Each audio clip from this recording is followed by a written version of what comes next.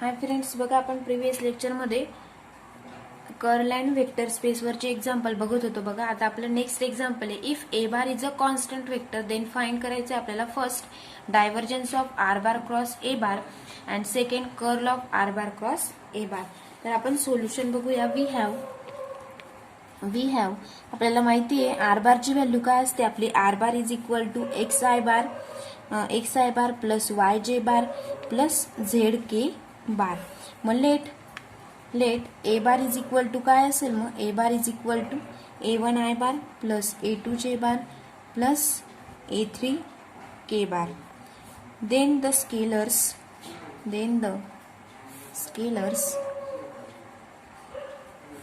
A1 A2 A3 are कसे असतील ते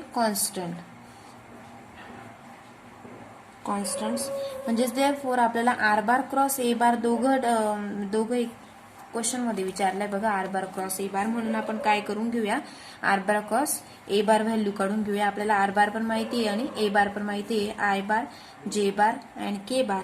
आपल्याला आर बारची व्हॅल्यू माहिती आहे बघा एक्स वाय अँड झेड आणि ए बारची माहिती आपल्याला A1 A2 अँड A3. बघा त्यांचा मॉड सॉल्व करून घ्यायचा आहे आपल्याला. म्हणजेच इज इक्वल टू काय मिळेल. First row first column A3y minus A2z into I bar minus A3x minus A1z into जे bar plus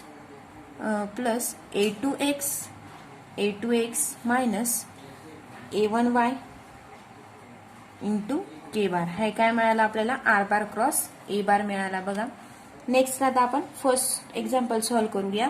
divergence of R bar cross A bar. First आहे बघा divergence of R bar cross A bar is equal to divergence. बघा डायव्हर्जन्सचा formula आपल्याला माहिती आहे काय असतो. डॅबा by X into first term घ्यावी आपल्याला A3y मायनस A2z मायनस डॅबा बाय वाय इंटू A3x. आपली जी आपण आर बार क्रॉस ए बार काढलाय त्याच्यामधली आपण फर्स्ट टर्म घेतली with respect to X. Second term घेतली A3x मायनस A1z प्लस डॅबा by Z into A2x minus A1y. म्हणजेच इज इक्वल टू बघा कॉन्स्टंट विथ रिस्पेक्ट टू डॅबा by X with respect to X A3y minus A2z. बघा याचं derivative Y x constant म्हणजे त्याचा derivative काय मिळेल 0 प्लस डॅबा बाय A3x मायनस A1z याचा पण डेरिव्हेटिव्ह काय मिळेल आपल्याला 0. कॉन्स्टंटचा डेरिव्हेटिव्ह 0 प्लस डॅबा by Z A2x minus A1y is equal to काय मिळेल आपल्याला 0. म्हणजे 0 प्लस 0 इज इक्वल टू काय मिळेल आपल्याला 0. म्हणजे फर्स्टचं solution divergence of R bar cross A bar is equal to काय मिळालं आपल्याला 0. आता सेकंड बघा curl of R bar cross A bar is equal to curl म्हणजेच काय डॅबा cross R bar cross A bar. Same आता आपल्याला मॉड काढावं लागेल. बघा सोल्युशन याचं पण बघूया. डॅबाची माहिती व्हॅल्यू आपल्याला I bar J bar and K bar. बघा नेक्स्ट डॅबा म्हणजेच काय असतो. डॅबा बाय एक्स डॅबा बाय वाय डेल म्हणजे डॅबा बाय झेड इंटू आपल्याला आर बार क्रॉस ए बारची व्हॅल्यू माहिती आहे. फर्स्टची काय होती A3y मायनस A2z. सेकंडची होती A1z मायनस A3x अँड थर्डची होती A2x मायनस A1y. मॉड म्हणजेच इज इक्वल टू नेक्स्ट आता हा मॉड सॉल्व करून घेऊया. फर्स्ट रो फर्स्ट कॉलम काय मिळेल minus two A1 i minus 2A2j minus 2A3 k bar.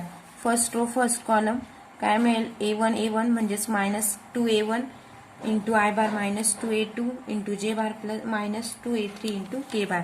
बघा प्रत्येक टर्म मध्ये आपल्याला 2 दिसतोय -2 म्हणजेच आपण काय करूया -2 ब्रॅकेटच्या बाहेर काढून घेऊया. म्हणजे शिल्लक काय राहील मग A1 I bar plus A2 J bar plus A3 K bar.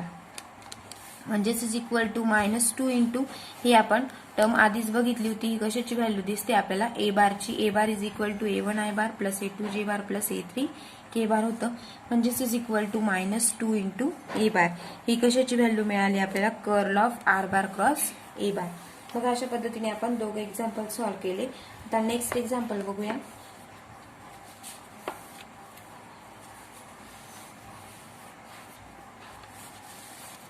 Next example, find del phi and mod of del phi when phi is equal to x square plus y square plus z square into e raised to minus of x square plus y square plus z square raised to 1/2. बघा हे आपल्याला solve करायचं आहे. Solution बघूया आपण त्याचं. आता R is equal to काय असतं मग, x plus y plus J. त्या पद्धतीने R square is equal to काय असेल, X square plus Y square plus Z square. ही आपण काय म्हणून घेतली, या टर्मला आपण आर स्क्वेअर घेऊन घेतलं बघा. म्हणजेच therefore phi is equal to काय घेतलं आपण, R square into E raise to minus R. कारण फाय इज इक्वल टू काय येईल मग, आर स्क्वेअर इंटू, कारण आपण e raise to minus x square plus Y square plus Z square raise to 1/2. म्हणजेच त्या पद्धतीने ह्या टर्मला जर आपण एक्स मानलं तर फाय इज इक्वल टू काय येईल मग, R square into E raise to minus R येईल बघा. म्हणजेच is equal to next now del phi is equal to काय मिळेल मग, डॅबा फाय. डेलची आपल्याला माहिती व्हॅल्यू, डॅबा phi is equal to del phi is equal to डॅबा फाय बाय डॅबा X into I bar plus डॅबा फाय बाय डॅबा वाय इंटू जे बार प्लस डॅबा फाय बाय डॅबा Z into K bar.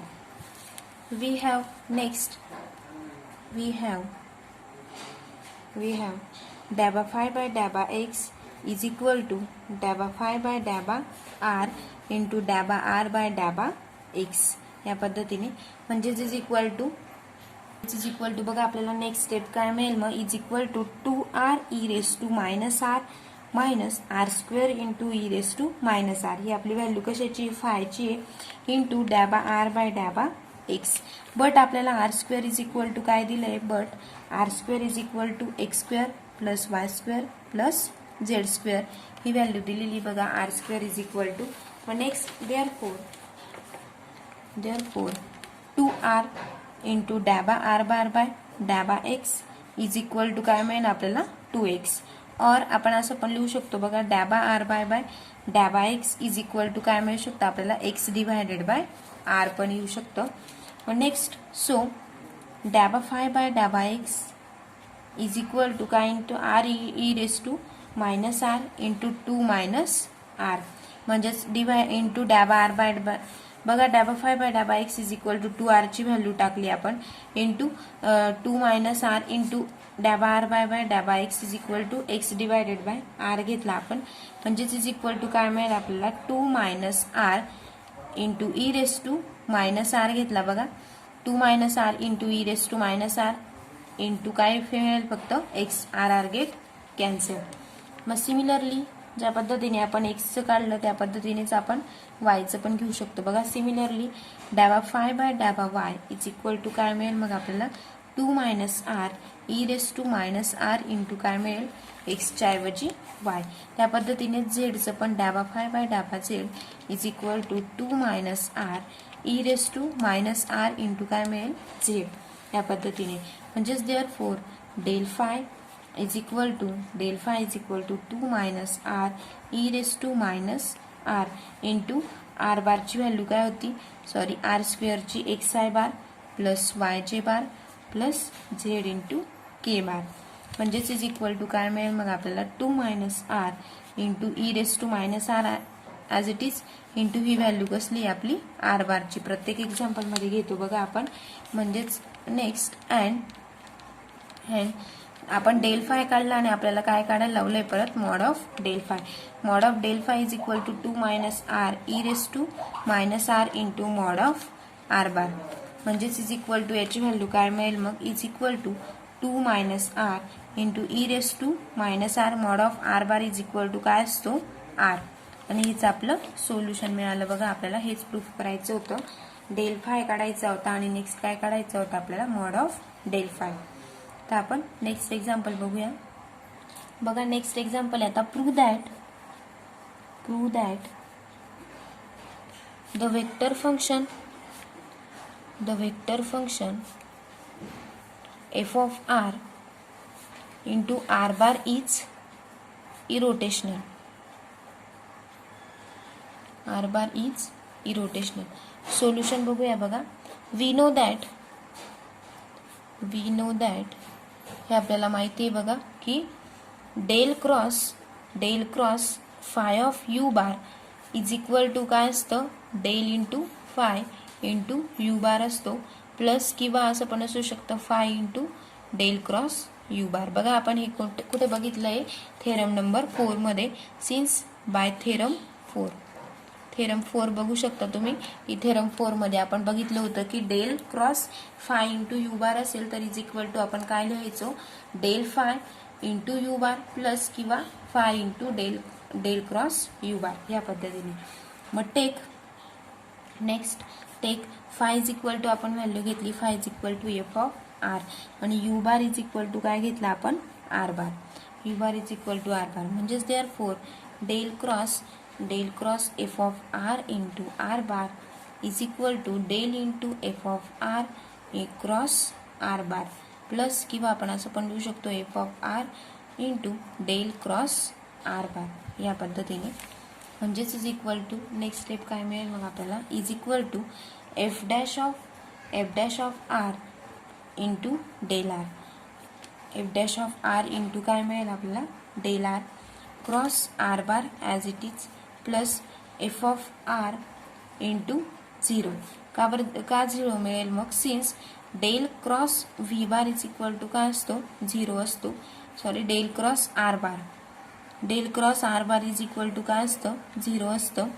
Next del into F of R is equal to, del into F of R आला बघा, म्हणून आपण काय लिहिलं मग, एफ डॅश ऑफ आर लिहिलं इंटू डेल आर हे आपण लिहिलं.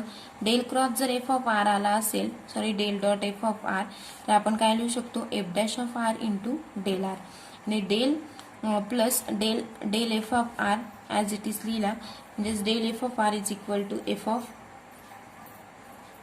Of R into del cross F of R. Del cross R bar असेल तर आपण त्याची व्हॅल्यू काय घेतोय, 0. Del cross F of R is equal to 0.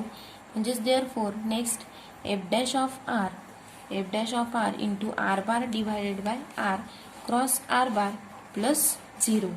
बघा सेम, म्हणजे since del R is equal to काय लिहिलं मग आपण, del R is equal to R bar divided by R असतो. लक्षात ठेवायचं, del R is equal to R bar divided by R, कारण एफ डॅश ऑफ आर आपण ॲज इट इज लिहिला, डेल आरच्या ऐवजी R bar divided by R cross R bar as it is, आणि F of आरला जर ह्या multiplied by 0 केलं तर कोणत्या पण नंबरला आपण जर 0ने मल्टिप्लाइड केलं तर काय सोल्युशन येतं आपल्याला, 0च येतो. म्हणून तो 0 झाला. म्हणजेच is equal to next step काय मिळेल मग आपल्याला, F dash of R divided by हा R bar, F dash of R divided by R into R bar cross R bar. म्हणजेच is equal to next step F dash of R divided by R as it is, R bar cross R bar काय होऊन जातो, R bar cross R bar is equal to 0 bar. म्हणजेच is equal to, आणि जर याला 0ने multiplied केलं तर solution पण काय मिळेल आपल्याला, 0 बारच मिळेल. म्हणजेच काय मिळालं, F of R and R bar is a irrotational. Therefore the vector function F of R into R bar is काय मिळालं आपल्याला, इरोटेशनल.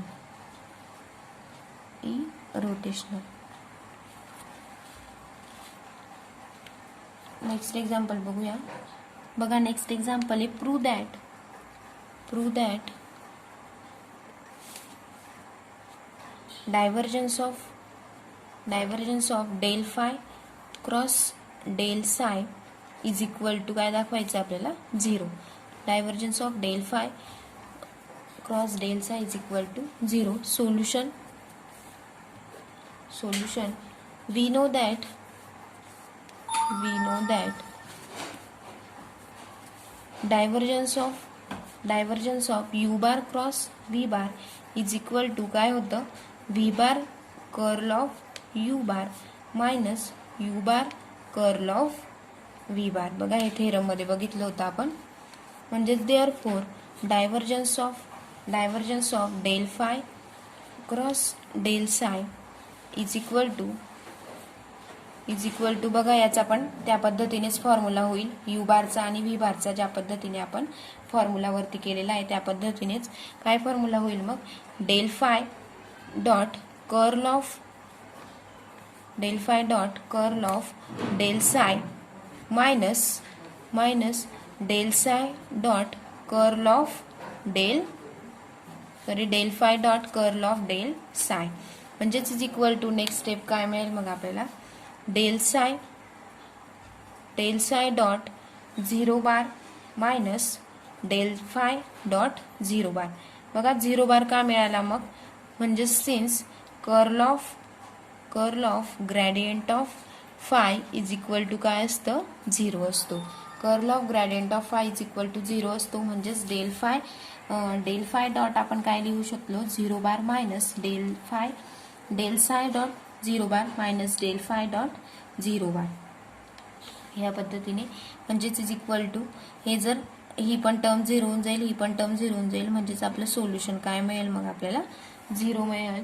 म्हणजेच del phi cross del psi is equal to काय असतो मग 0 असतो. आणि हेच आपल्याला प्रूफ करायचं होतं.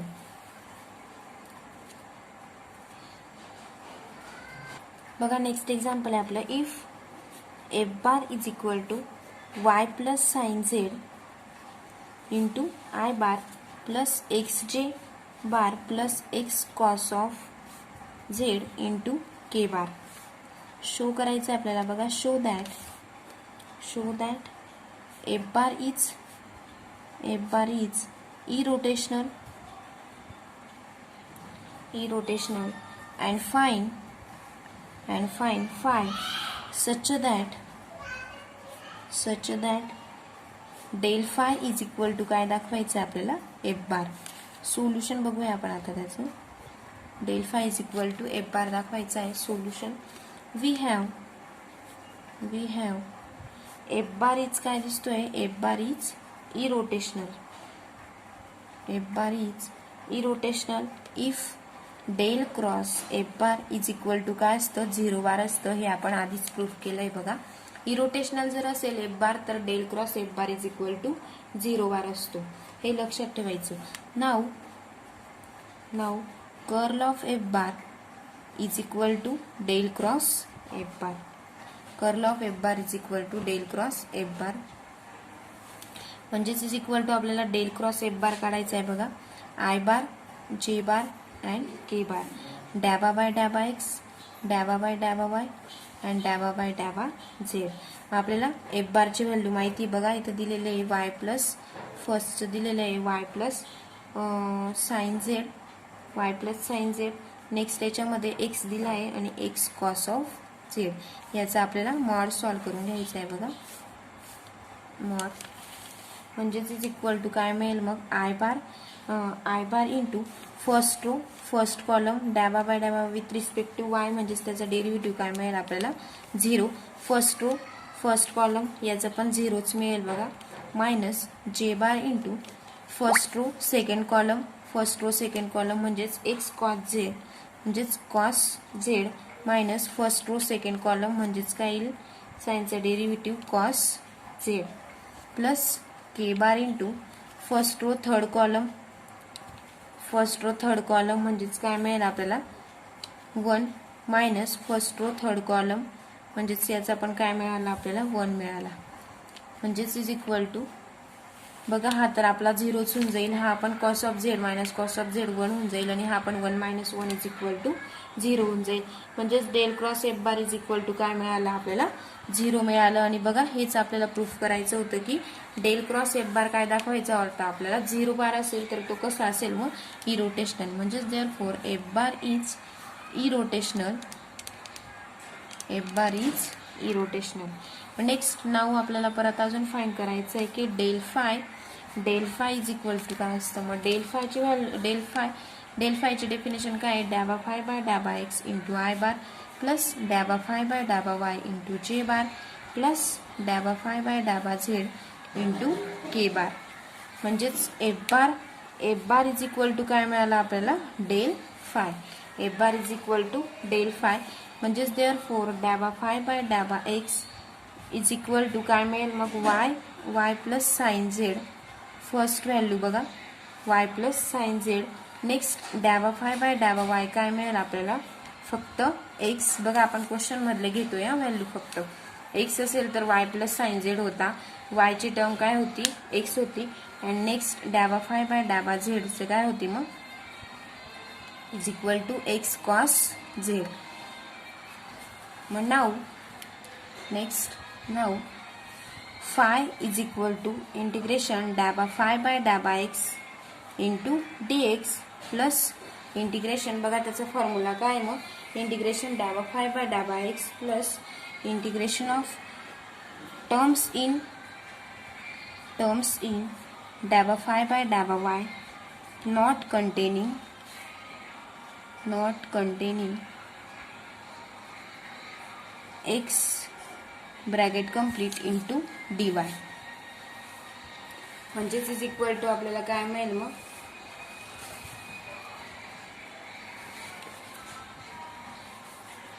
बघा म्हणजेच वाय झेड कसे होते Y Z constant Y comma Z Y Z कसे होते कॉन्स्टंट म्हणजे झेड काय दिसतोय आपल्याला कॉन्स्टंट झेड काय दिसतोय constant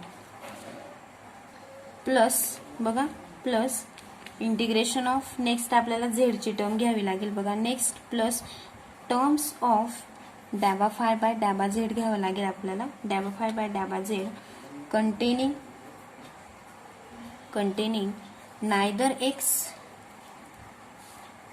neither x nor y bracket complete into dz plus integration c म्हणजेच इज इक्वल टू काय मिळेल मग आपल्याला integration of y plus sine z into dx plus integration याचं काय मिळेल आपल्याला 0 into dy plus integration 0 into काय मिळेल dz प्लस c इथं वाय झेड काय दिसतात आपल्याला कॉन्स्टंट वाय झेड कॉन्स्टंट आणि इथं काय दिसतोय आपल्याला झेड कॉन्स्टंट म्हणजेच इज इक्वल टू काय मिळेल मग आपल्याला y x plus x sine z plus C म्हणजेच देअरफॉर आपल्याला फायची व्हॅल्यू पाहिजे होती बघा फाय इज इक्वल टू काय मिळालं मग आपल्याला phi of x y z is equal to काय मिळेल मग Y plus sine z into x दोघं टर्म मध्ये होता म्हणून कॉमन म्हणजे ब्रॅकेटच्या बाहेर काढला प्लस सी ही आपली काय मिळाली मग आपल्याला व्हॅल्यू मिळाली बघा हीच आपल्याला प्रूफ करायचं होतं बघा नेक्स्ट लेक्चरला आपण पुढचे एक्झाम्पल्स बघूया